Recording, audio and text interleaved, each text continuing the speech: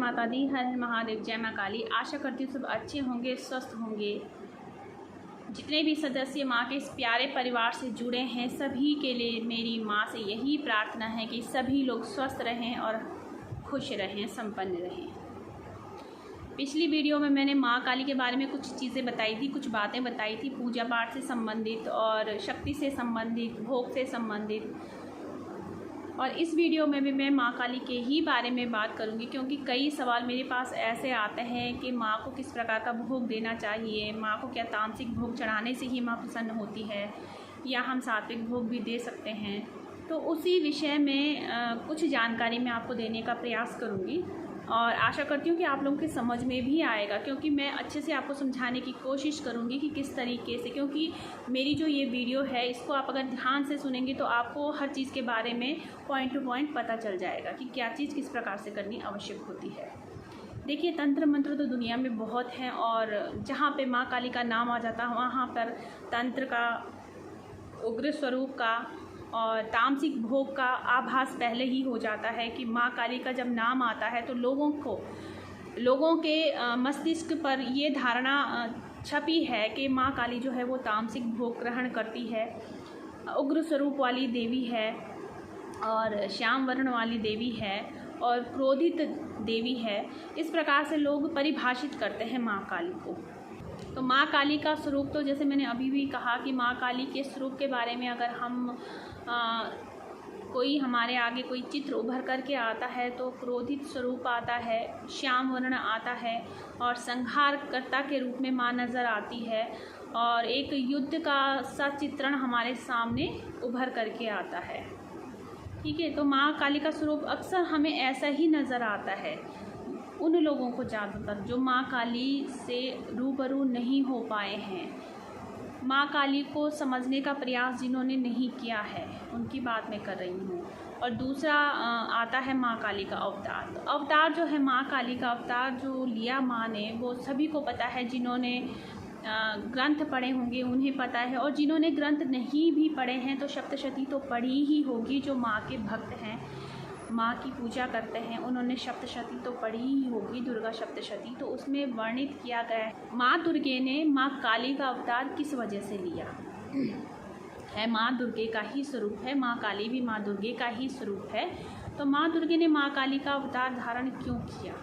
तो राक्षसों के संहार के लिए माँ ने अपना काली रूप धारण किया और फिर जब राक्षसों का संहार किया तो उनको मारने के बाद, राक्षसों से मेरा अर्थ है पाप का संहार किया, क्योंकि माँ पाप का नाश करने के लिए ही माँ ने काली अवतार लिया था। फिर आता है तंत्र। तो तंत्र से संबंधित है कि माँ काली की पूजा कुछ लोग इसलिए भी करते हैं कि वो तांत्रिक चीज़ें सीखना चाहते हैं, तंत्र प्रयोग करना चाहते हैं। अब तंत्र जो होता है वो गलत ही नहीं होता है, वो सही के लिए भी किया जाता है। गलत के लिए तंत्र प्रयोग केवल पापी लोग करते हैं जो दूसरों का बुरा चाहते हैं, लेकिन तंत्र का प्रयोग अच्छे के लिए भी किया जाता है। तंत्र को केवल उन लोगों ने बदनाम कर रखा है जो केवल किसी का बुरा करने के लिए तंत्र का प्रयोग करते हैं, वरना तंत्र जो है, तंत्र की जो रचना की गई थी वो रचना जन कल्याण के लिए की गई थी। कुछ चीज़ों को जो बिगड़ चुकी हैं उन्हें सुधारने के लिए की गई थी, लेकिन इसका गलत हाथों में जब ये चीज़ गई तो उसका गलत प्रयोग किया गया। तो इस वजह से थोड़ा सा तंत्र बदनाम सा है। तंत्र क्रिया को लोग गलत तरीके से ही देखते हैं, लेकिन तंत्र हमेशा गलत ही नहीं होता है, सही के लिए भी किया जाता है। अब माँ काली क्या है? माँ काली रक्तपान करती है, माँ काली तामसिक भोग लेती है। ज़्यादातर लोगों के जहन में यही बातें हैं कि माँ काली रक्तपान करती है और माँ काली तामसिक भोग लेती है। और माँ काली की पूजा तभी सार्थक कही जाती है जब हम माँ को बलि दें, रक्तपान करवाएं, मदिरा चढ़ाएं या तामसिक भोग दें। लेकिन ये सर्वदा सत्य नहीं है। ये कार्य वो लोग करते हैं जो माँ को शक्ति रूप में पाना चाहते हैं। हाँ, वो लोग तामसिक भोग भी देते हैं और माँ को अपना रक्त भी चढ़ाते हैं, बलि भी देते हैं। वो लोग हैं माँ को शक्ति रूप में प्राप्त करना चाहते हैं। लेकिन मेरा कहना यही है सभी से कि माँ को माँ के रूप में प्राप्त करें। केवल माँ के रूप में प्राप्त करें। आपको माँ के साथ शक्ति स्वतः ही मिल जाएगी, लेकिन आप केवल अगर शक्ति के रूप में माँ को पाना चाहते हैं तो माँ आपको कभी नहीं मिल सकती। आपको शक्ति ही मिलेगी, और शक्ति ऐसी मिलेगी जो केवल आपके भोग पर ही चलेगी। आप भोग दोगे तब वो आपकी है, वरना वो आपकी नहीं है। आपके खिलाफ भी हो सकती है, लेकिन माँ कभी आपके खिलाफ नहीं हो सकती, और माँ के पास अथाह शक्ति होती है। तो माँ काली को केवल माँ के रूप में ही आप प्राप्त करने का प्रयास करिए। अब माँ काली को केवल क्या रक्त ही दिया जा सकता है या तामसिक भोग ही दिया जा सकता है? नहीं, माँ को आप सात्विक भोग चढ़ाइए। अंतर सिर्फ इतना है कि तामसिक भोग अगर आप चढ़ाते हैं तो आपको कोई मेहनत नहीं करनी पड़ती है, लेकिन इस चीज़ की कोई गारंटी नहीं है कि माँ हमेशा आपके पास ही रहेगी। लेकिन अगर आप सात्विक भोग माँ को चढ़ाते हैं तो माँ आपकी ही बनकर रहेगी, क्योंकि माँ को जब आप सात्विक भोग चढ़ाएंगे तो आपको मेहनत ज़्यादा करनी पड़ेगी, क्योंकि सात्विक भोग उतना एकदम से त्वरित फल प्रदान नहीं करते हैं जितना कि तामसिक भोग करते हैं। लेकिन तामसिक भोग से अच्छा है सात्विक भोग। आप धीरे धीरे माँ को अपने करीब पा सकते हैं। माँ काली को अगर आपने प्रसन्न करना है तो आप सिर्फ माँ को अपने भाव समर्पित कीजिए, और वो भाव होंगे आपकी पूजा के। अंतर सिर्फ इतना है कि जब आप सात्विक भोग माँ को देते हैं तो आपको मेहनत थोड़ा ज़्यादा करनी होती है। वो मेहनत होती है आपके भाव की, पूजा की, साधना की, और आपके समर्पण की। माँ को भोग जो आप सात्विक देंगे, आप लौंग, बताशा, माँ को फलों का भोग चढ़ा सकते हैं, माँ को खीर का भोग चढ़ा सकते हैं, माँ को हलवे का भोग चढ़ा सकते हैं, और जो भी आप स्वयं ग्रहण करते हैं माँ को वो भोग चढ़ाइए। आप प्रेम से चढ़ाइए, भाव से चढ़ाइए। आपने आज तक तामसिक भोग दिया भी है, मैं मानती हूँ, लेकिन आप उस तामसिक भोग को भी सात्विक भोग में परिवर्तित कर सकते हैं।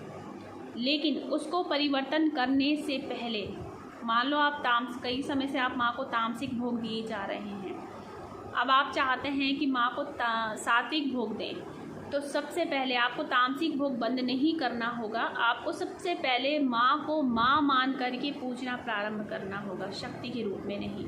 माँ को माँ मान करके अपने भाव समर्पित कीजिए, माँ को अपने प्रेम से प्रसन्न कीजिए, अपनी सेवा भक्ति से प्रसन्न कीजिए, और थोड़ा थोड़ा धीरे धीरे करके आप भोग को परिवर्तन करना शुरू कर दीजिए। लेकिन सबसे पहले माँ से आपको प्रार्थना करनी होगी। उसके बाद आप धीरे धीरे माँ को कभी हलवे का भोग लगाइए, कभी चने का भोग लगाइए, पूरियों का भोग लगाइए, खीर का भोग लगाइए, फलों का भोग लगाइए, मिठाई का भोग लगाइए, लौंग बताशे का भोग लगाइए, पान का भोग लगाइए। इस तरीके से आप धीरे धीरे माँ का भोग आप परिवर्तन कर सकते हैं।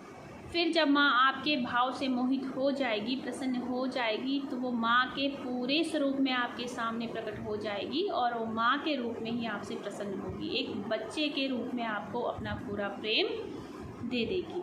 तो इस प्रकार से आप तामसिक से सात्विक भोग पर भी माँ को लेकर के आ सकते हैं।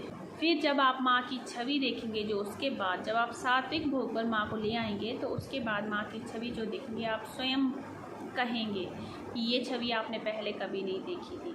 क्योंकि माँ का जो भाव सात्विक भोग पर दिखाई देता है, वो भाव तामसिक भोग पर नहीं दिखाई देता है। तामसिक भोग केवल कार्य करवाने के लिए प्रयोग किए जाते हैं, और सात्विक भोग माँ को अपना बनाने के लिए प्रयोग किए जाते हैं। तो माँ काली को आप सात्विक भोग चढ़ाइए, और अपना प्रेम माँ को समर्पित कीजिए, अपने भाव माँ को समर्पित कीजिए। जय माता दी। हर हर महादेव। जय माँ काली।